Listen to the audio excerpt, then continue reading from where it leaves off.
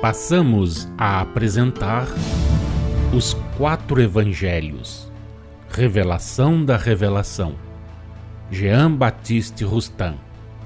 Narração, Paulo de Moraes.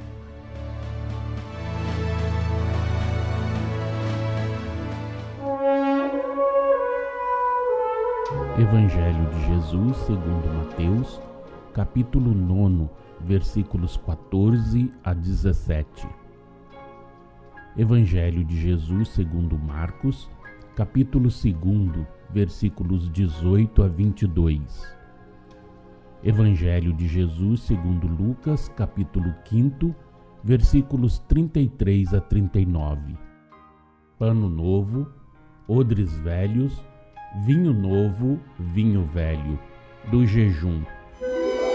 Os discípulos de João procuraram Jesus e lhe perguntaram: por que é que nós e os fariseus jejuamos, ao passo que os teus discípulos não jejuam? Respondeu-lhes Jesus: podem porventura estar tristes os convidados para o casamento, enquanto o noivo está com eles? Virão dias, porém, em que lhes será tirado o noivo, e nesses dias jejuarão. Ninguém cose remendo de pano novo em vestido velho, porquanto o remendo novo tira parte da roupa, e maior se torna o rasgão. Ninguém põe vinho novo em odres velhos, de outro modo, o vinho novo arrebentará os odres, e ele se derramará e estragar-se-ão os odres. Ao contrário, vinho novo deve ser posto em odres novos, para que ambos se conservem. Ninguém que já bebeu vinho velho quer o novo, porque diz: o velho é melhor. Número 123. Todas as explicações que aqui cabem para a compreensão do fim que Jesus objetivava com o ensinamento que deu de modo velado, entendem com o futuro espírita. Os homens eram a roupa velha, que remendada impensadamente teria sido destruída. Eram os odres velhos, impróprios para recipientes de um licor ativo, que fermentando os despedaçaria. Vós sois os odres novos nos quais o vinho novo é despejado abundantemente. Guardai-o como preciosidade, e ele dará em vós bom produto. Envelhecerá nos odres, melhorará e restituirá a força, a saúde e a vida aos que vierem bebê-lo. O termo esposo, pelo qual o mestre se designava a si próprio, era tomado às ideias, às tradições e aos costumes hebraicos pela consideração dispensada aos hebreus que se casavam. Ora, sendo o chefe desta doutrina que vos tem amparado, apesar de todos os vossos desvios, Jesus era considerado como o jovem puro que depõe a coroa nupcial, a fim de assumir o governo da família que constituiu para si. Os filhos, os amigos do esposo são expressões sinônimas pela significação, indicando os que mais ligados e mais caros eram ao esposo. Procurai compreender bem, segundo o espírito que vivifica, e não segundo a letra que agora mata. Procurai compreender em espírito e em verdade estas palavras que Jesus dirigiu aos discípulos de João e aos fariseus. Podem os filhos, os amigos do esposo jejuar, enquanto com eles está o esposo? Não podem jejuar enquanto o esposo está com eles, mas dias virão em que o esposo lhes será tirado. Eles então jejuarão. A presença de Jesus entre os discípulos os mantinha na senda que deviam trilhar. Não precisavam, pois, submeter-se a privações expiatórias.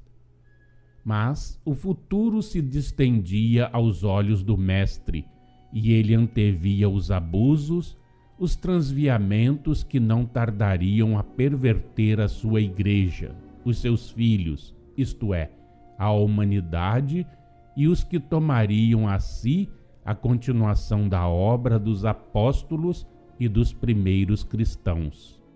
Antevia, portanto, necessária a expiação como meio de reparação, e o jejum material era entre os hebreus o emblema da expiação.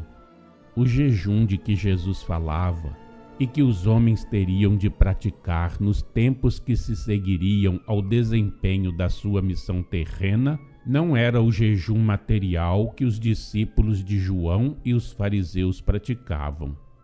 Não, Jesus aludia às expiações a que os homens teriam de submeter-se para reparar suas faltas. Aludia ao jejum moral. O jejum material constituía entre os hebreus um ato expiatório, destinado a reparar os erros leves da vida. Teve sua razão de ser, como daqui a pouco explicaremos, numa época em que só as leis materiais podiam dominar a matéria. Consiste o jejum moral no remorso das faltas graves que cometeis todos os dias para com Deus, transgredindo suas leis, deixando de praticar o amor e a caridade, entregando-vos ao orgulho, ao egoísmo, à inveja, vícios que muitas vezes não chegais mesmo a lobrigar no fundo de vossos corações. Tão grande é a vossa cegueira, tanta a confiança que cada um de vós deposita em si próprio. Jejuai, mortificando vossas almas para que se purifiquem.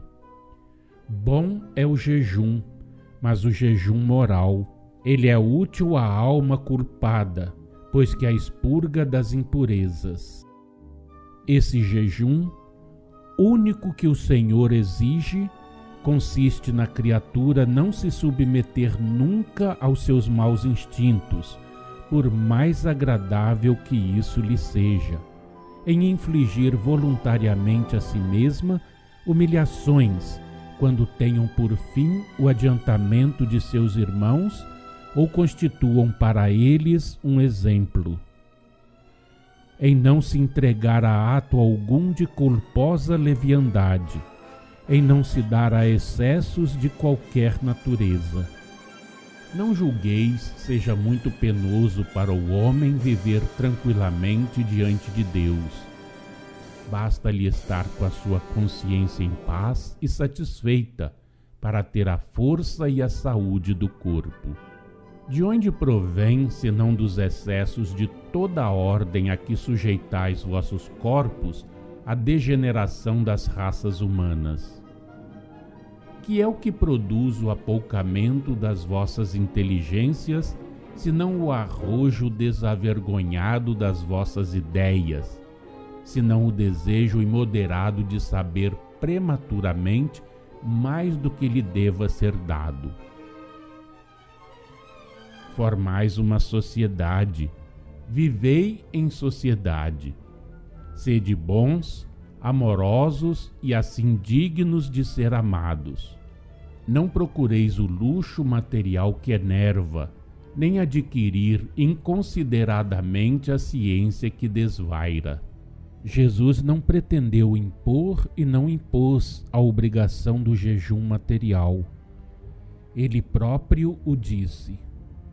O que mancha o homem não é o que lhe entra no corpo, porquanto isto não lhe vai ao coração, mas aos intestinos e daí ao lugar secreto.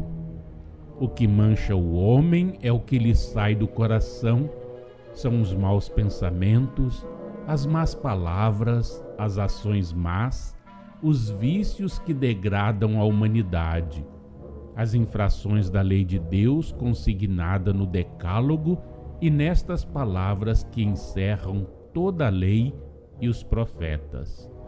Amar a Deus acima de todas as coisas e amar o próximo como a si mesmo. Os mandamentos humanos relativos ao jejum material, prescrevendo a privação de alimentos ou só permitindo, em determinadas épocas e em determinados dias, certas espécies de alimentos, foram e são inúteis para o homem de inteligência e de coração. Jamais o Senhor lhe impõe a obediência a tais mandamentos. Entretanto, tiveram sua razão de ser.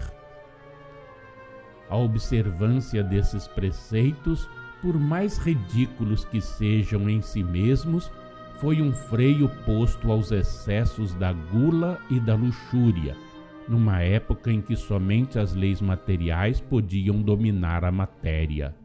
Sujeitando o corpo a um regime rigoroso, diminuíam-se-lhe as forças animais e continham-se assim muitos abusos. Mantendo as prescrições materiais do jejum e da abstinência, a Igreja Romana se conservou contemporânea dos escribas e dos fariseus. Sim, ela impõe um fardo pesado que já não é necessário. Não quis caminhar com a humanidade e hoje se acha distanciada desta.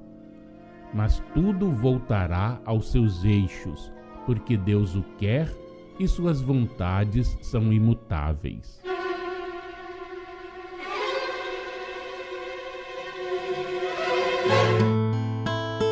Acompanhe no próximo programa mais um trecho de Os 4 Evangelhos, Revelação da Revelação, Jean Baptiste Rustin.